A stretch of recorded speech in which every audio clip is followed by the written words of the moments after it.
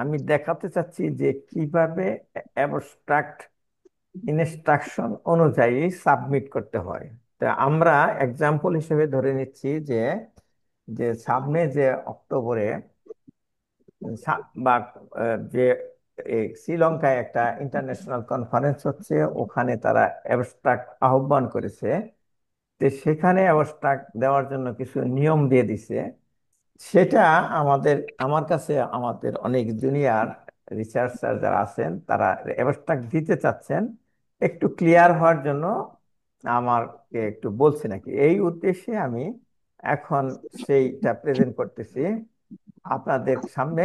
যদি মাঝে মাঝে আমি থামবো, ওই সময় আপনারা আনমিউট করে প্রশ্ন করবেন, আরো কি জানতে চান এই সম্বন্ধে ক্লিয়ার হওয়ার জন্য। তো ভাইজান, মাবিয়া। আমি শুরু করে দিচ্ছি। দেখা যাচ্ছে যে college of pathologist of Sri Lanka তারা যে একটা পিডিএফ দিয়েছে ইনস্ট্রাকশন দিয়ে যে কিভাবে আর্টিকেল সাবমিট করতে হয়, সেটা আমি পড়ে শোনাচ্ছি। College of pathologist of Sri Lanka celebrating 50 years of excellence, Golden Jubilee 2025, call for abstract 50th anniversary International Conference of the College of Pathologists of Sri Lanka, jointly organized by the British Division of International Academy of Pathology. তা আমাদের যা আছে Bangladesh academy of pathology, এইরকমই আসলে international যে body আছে সেটার নাম হচ্ছে ইন্টারন্যাশনাল একাডেমি অফ প্যাথোলজি। এরকম একটা নাম হলো ব্রিটিশদের British division of international academy of pathology. The College of Pathologists of Sri Lanka proudly marks its 50th anniversary and invites submission for the upcoming 50th anniversary international conference, a landmark event celebrating 5 decades of excellence in pathology. This is an exceptional opportunity to showcase your research, share knowledge, and contribute to advan- advancement in the field. Now, guidelines for abstract submission, e-dates. Abstract submission already open 15 February 2025. Submission deadline 30th May, মানে মাত্র এক মাস আছে, 30th May 2025. Notification of acceptance, মানে আমাদের abstract accept হইলো কিনা এটা জানা যাবে সেপ্টেম্বর মাসের 1 তারিখে। এলিজিবল অ্যাবস্ট্রাক্ট ক্যাটাগরি হবে, কি কি ক্যাটাগরিতে তারা নিবেন বিষয়গুলো হলো, 1 নম্বর হলো কেস রিপোর্ট বা কেস সিরিজ। আমরা যে সমস্ত জার্নালে দিই কেস রিপোর্ট গুলো এরকমই আর কি। নেক্সট হচ্ছে রিসার্চ স্টাডিজ, তার মানে অরিজিনাল আর্টিকেল বা অরিজিনাল রিসার্চ। নাম্বার 3 হলো অডিট, হসপিটালে আমরা অনেক সময় কোন রোগী কত পার্সেন্ট এটা দেখাই, এটা অডিট করা হয় সেইগুলি। Submission should be relevant to histopathology, 1 নম্বরে কিন্তু তারা দিচ্ছে হিস্টোপ্যাথোলজি, যেমন আমাদের সাবজেক্ট সাইটোপ্যাথোলজি, হিস্টোপ্যাথোলজি আর cytopathology, or other pathology related discipline. তাইলে প্যাথোলজি রিলেটেড ডিসিপ্লিন আছে, ক্লিনিক্যাল প্যাথোলজি আছে, যেটা এখন আমরা ল্যাবরেটরি মেডিসিন বলি, তাদের অ্যাবস্ট্রাক্টও দিতে পারে। গাইডলাইন্স, এইটাই আসল যে জানতে চেয়েছিলেন, গাইডলাইনটা কি। জেনারেল ফরম্যাটিং রিকোয়ারমেন্ট, আর্টিকেলটা একটা ফরম্যাটের অবস্থায় দিতে হবে অ্যাবস্ট্রাক্টটা, মানে নির্দিষ্ট কিছু ধারা আছে সেটা। 1 নম্বর হলো ল্যাঙ্গুয়েজ, ল্যাঙ্গুয়েজ হইতে হবে ইংলিশ। ফাইল ফরম্যাট, ফাইল ফরম্যাটটা হইতে হবে এমএস ওয়ার্ড ফাইল, মানে শেষে থাকে ডট ডক এক্স। আপনি বুঝতে পারতেছেন এখনো মিউট করেন নাই? আচ্ছা, তারপরে হচ্ছে এটা সবাই বলছেন। পেপার সাইজ হবে A4 সাইজ। আমরা যখন MS ওয়ার্ডে টাইপ করব, পেপার সাইজ ঠিক করার একটা ব্যাপার আছে। A4 size. মার্জিন হবে 30 মিলিমিটার, মানে 1 ইঞ্চি করে। অল সাইডে চতুর্দিকে 1 ইঞ্চি। ফন্ট হবে Times new Roman. Line space হবে ডাবল। ওয়ার্ড লিমিট থাকবে ম্যাক্সিমাম 250 ওয়ার্ডস, 250 ওয়ার্ড থাকবে।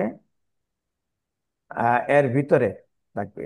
ম্যাক্সিমাম হবে 250, excluding heading and sub heading. Heading এবং সাব হেডিং বাদ দিয়ে এই কাউন্টটা করবেন কত ওয়ার্ড আছে। Figures, table and references should not be included in the abstract.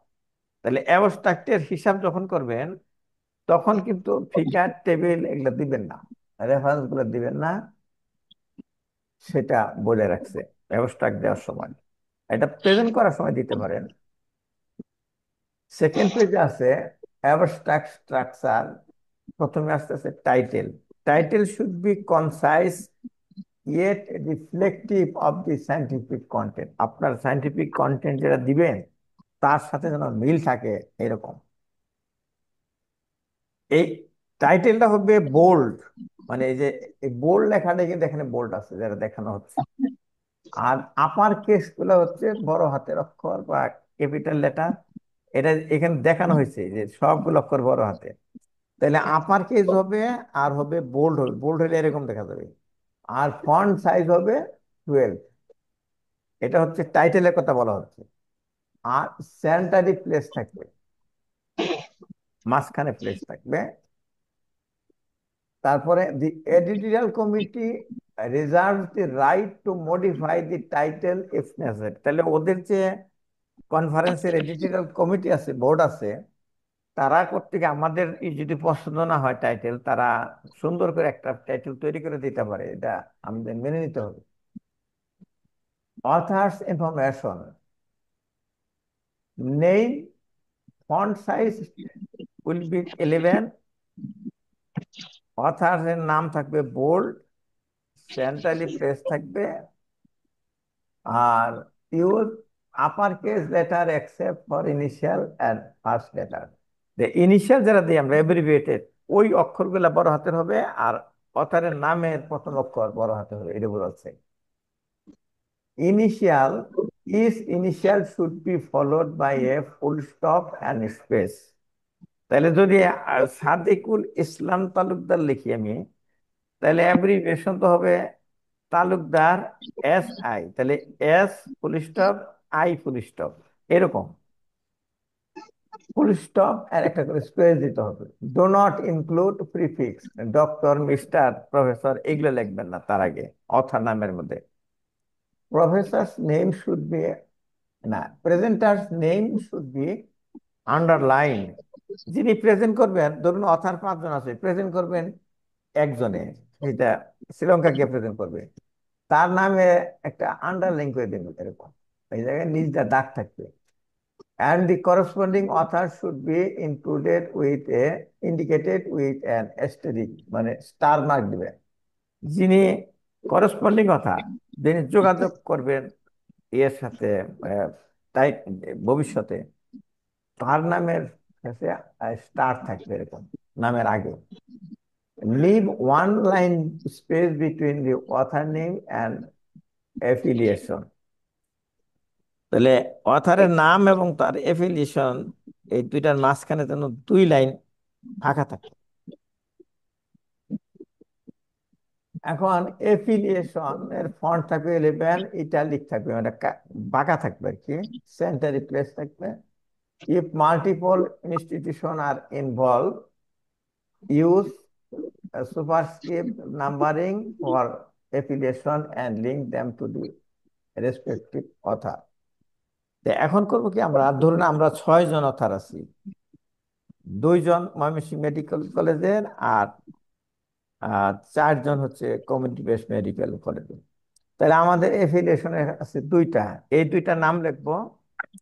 One two লেখা, আর উপরে অথারদের নামের মধ্যে ওয়ান টু লেখা ইন্ডিকেট করবো কোন অথার কোন মেডিকেল কলেজের কোন কোর্সে আর কি। নেক্সট হলো corresponding authors email should be included at the end, শেষে করসপন্ডিং অথারের ইমেলটা আমরা লিখে দেবো। Leave two line space between affiliation and abstract body, abstract বডির থেকে এই এফিলিয়েশনের যে ইয়ে আছে এটা 2 লাইন বাদ দিতে হবে। তাহলে এখন এই পর্যন্ত আপনারা যদি কোনো কিছু প্রশ্ন থাকে আপনারা আনমিউট করে আমাকে প্রশ্ন করেন। স্যার, আমার আসলে কোনো প্রশ্ন নাই, কিন্তু আমার 11:30টার সময় ক্লাস আছে তো, লেকচার হ্যাঁ, ক্লাস। আপনি অনুমতি দিলে আমি এই লিভ নিতে অনুমতি চাই। দেওয়াই আছে, এখনো লিভ করতে পারে, সমস্যা নাই, এটা বাধ্য নয়, যাদের দরকার তারা করবে। Thank you. জি স্যার, পরে রেকর্ডিং দেবো sir. Thank you sir. Abstract content formatting, তাহলে অ্যাবস্ট্রাক্টে দিবেন, সেই অ্যাবস্ট্রাক্টের ফরম্যাটটা কেমন হবে। ফর রিসার্চ আর্টিকেল, যে ওখানে যে কয়েক রকম আর্টিকেল আছে কেস রিপোর্ট রিসার্চ, সেখানে হেডিং থাকবে ইন্ট্রোডাকশন অ্যান্ড অবজেক্টিভ, মেথোডোলজি, তার মধ্যে থাকবে, ভিতরে থাকবে, ওগুলার হেডিং দিতে হবে না, design, setting, method, strategical method and where applicable, এগুলি এবার মেথোডোলজিতে এগুলো লিখতে হবে, কিন্তু এটা হেডিং লাগবে না। রেজাল্ট, ডিসকাশন অ্যান্ড কনক্লুশন, এইগুলি হেডিং দিয়ে দিয়ে তার আন্ডারে লিখবেন, কিন্তু সব মিলা কিন্তু 250 ওয়ার্ড হইতে হবে। ওয়ার্ড কাউন্ট কিন্তু এমএস ওয়ার্ডের যে ফাইল তৈরি করবেন ওইটা দিয়ে করা যায়। ওখানে প্রপার্টি দেখলে ওরা বলে যে এখানে এতটা ওয়ার্ড আছে। আর যদি আপনার না বোঝেন, ওয়ার্ড কাউন্ট না করতে পারেন, আমার কাছে পাঠিয়ে দেন, কাউন্ট করে দিব। ফর কেস রিপোর্ট, হেডিং গুলো হবে ইন্ট্রোডাকশন, কেস রিপোর্ট, তার মধ্যে থাকবে clinical history, gross and microscopic pathology, discussion and comments, লাস্টে কমেন্টও লিখতে পারেন, কনক্লুশনও লিখতে পারেন এই কেস রিপোর্টের বেলায়। এখন এডিশনাল ফরম্যাটিং গাইডলাইন, অন্যান্য গাইডলাইন গুলো হচ্ছে acknowledgement, if applicable, limited to citing grants, funding sources in italic, one line spaces between acknowledgement অনেক সময় করতে হয়, নাও করতে পারেন, যদি করেন তাহলে এই ইনস্ট্রাকশন হলো ছোট্ট করে লিখবে, লাইন স্পেস ইটালিক দিয়ে লিখবেন। কিওয়ার্ড, আপনারা অনেকেই প্রশ্ন করেন কিওয়ার্ড বানানটা কি হবে, কিওয়ার্ড দুইটা শব্দ হবে না একটা ওয়ার্ড শব্দ হবে। এই দেখেন এখানে যে লেখা এইভাবে লিখবেন, কিওয়ার্ড এক শব্দ, কিওয়ার্ডস, ওয়ার্ড না কিন্তু কিওয়ার্ডস, মানে কয়েকটা ওয়ার্ড। মানে এই ভবিষ্যতে যারা আর্টিকেল লিখবেন তাদের জন্য একটা শিক্ষণীয় হলো যে কিওয়ার্ড বানানটা হবে এরকম, কিওয়ার্ডস। এখানে ম্যাক্সিমাম 5 দিবেন, আর হেডিংটা দিবেন কিওয়ার্ডস হিসেবে, ওয়ান লাইন স্পেস অ্যাবাভ দি কিওয়ার্ড সেকশন। আচ্ছা, কিওয়ার্ডের সেকশনে এক লাইন পরেই এই ওয়ার্ডগুলো লিখবেন, 5টা keyword. British spelling must be use throughout, আমরা সাধারণত কিন্তু ইদানিং আমেরিকান স্পেলিং দিই, কিন্তু এখানে দিতে হবে ব্রিটিশ স্পেলিং। আচ্ছা, abbreviation should be written in full at first mention, except the standard abbreviation. Abbreviation গুলা should be written in full, প্রথমে abbreviation দিবেন না, যেটা যার abbreviation দিবেন তার প্রথমবার ফুল লিখে নিতে হবে, ফুল লিখে ব্রেকেট abbreviation দিবেন, পরে আবার সেকেন্ড টাইম ওই abbreviated অংশটুকু ব্যবহার করা যাবে। নন ইংলিশ অ্যান্ড টেকনিক্যাল টার্ম যদি ব্যবহার করেন, যেমন একটা উপজেলা একটা নন ইংলিশ টার্ম, তখন এটা ইটালিক করে দিতে হবে। আমরা লিখলাম উপজেলা, তারপরে জেলা, জেলা অবশ্য ইংলিশ, উপজেলাটা ইংলিশ না। বা একটা গ্রামের নাম লিখলাম, তখন বাংলাদেশ একটা গ্রামের নাম, ওটা নন ইংলিশ, তখন ইটালিক, ইটালিক করে দিতে হবে। ইউনিট বলে দিতে হবে international system of unit, SI, with space, আমরা তাই লিখি বর্তমানে। অ্যাবস্ট্রাক্ট সাবমিশন কিভাবে করবে, abstract submission process, submission deadline হলো 13 মে, মানে 1 মাসের মতো আছে আর। শ্রীলঙ্কার টাইম হলো 4 p.m.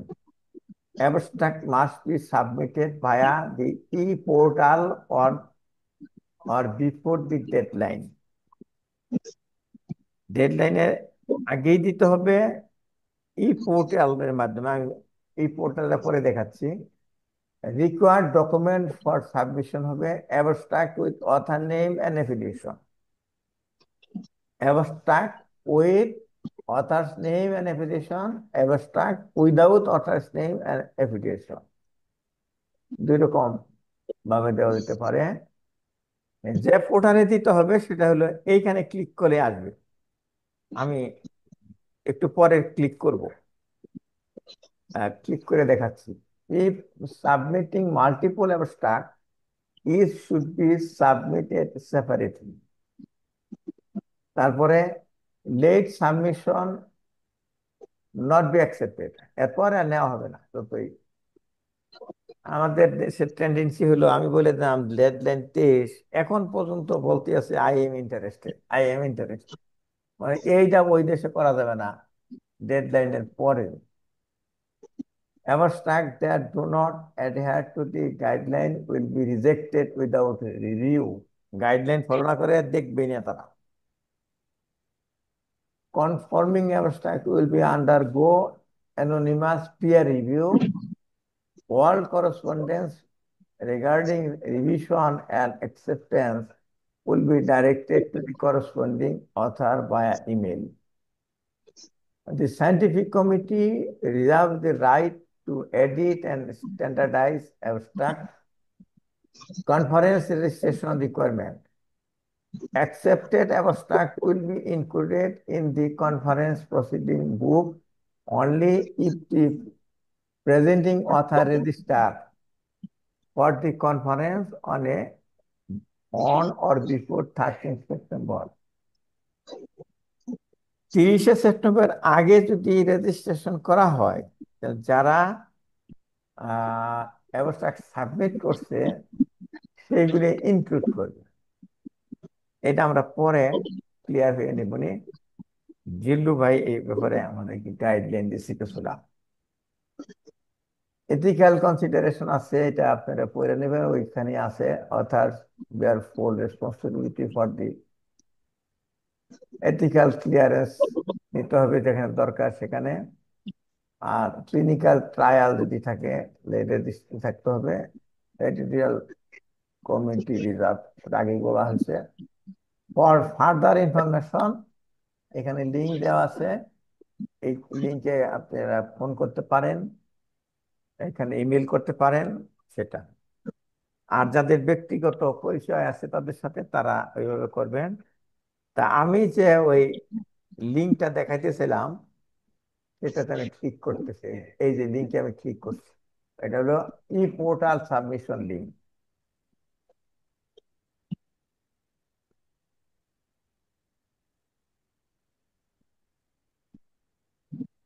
আমার মিটিং এর টাইম কিন্তু শেষ হয়ে যাচ্ছে বলা হইতেছে। তাহলে ওপেন অ্যাবস্ট্রাক্ট সাবমিশন পোর্টাল আমি ওপেন করছি।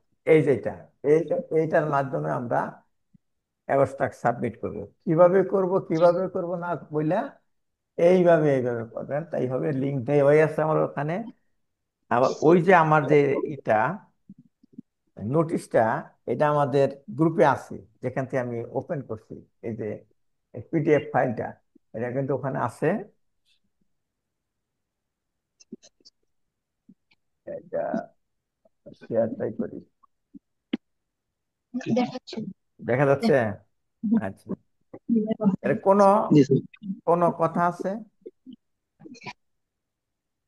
আমরা শেয়ারটা স্টপ করলাম, এখন কোনো কথা থাকলে বলেন। আর শেষ হয়ে যাবে, আগেই বিদায় নিচ্ছে আপনাদের কাছ থেকে। আপনারা জয়েন করার জন্য সবাইকে ধন্যবাদ।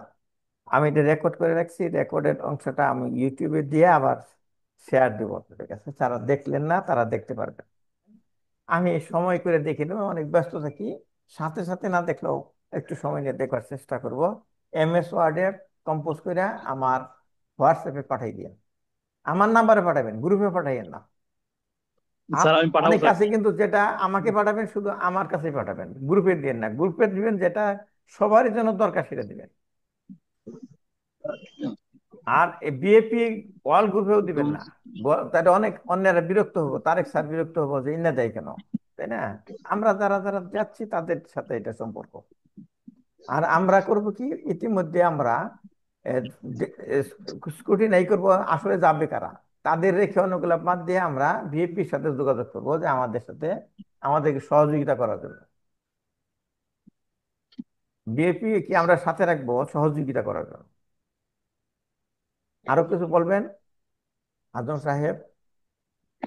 না স্যার, ধন্যবাদ। তাইলে আপনি এই নিয়মিত অ্যাক্টিভ থাকবেন ওই জি স্যার। হোয়াটসঅ্যাপে, সবসময় ডাটা অন রাখবেন, কখন কি করি না করি জানাবো। ঠিক তারপরে আছে স্যার। জি। জামান ভাই কিন্তু ভালো অ্যাক্টিভ, ওনার যাওয়ার ঠিক। খুব আগ্রহ আছে। ওনার জন্য আমি সাহস পেয়েছি যে ইয়াং একজন পাওয়া গেছে আর কি। আরেকজন আজম সাহেব ইয়াং আছে কিন্তু রেসপন্স করতেছে না, বেশি সমস্যায় পড়ে গেছে। ধন্যবাদ সবাইকে, ধন্যবাদ। আমি লিভই করি ধন্যবাদ দিয়া।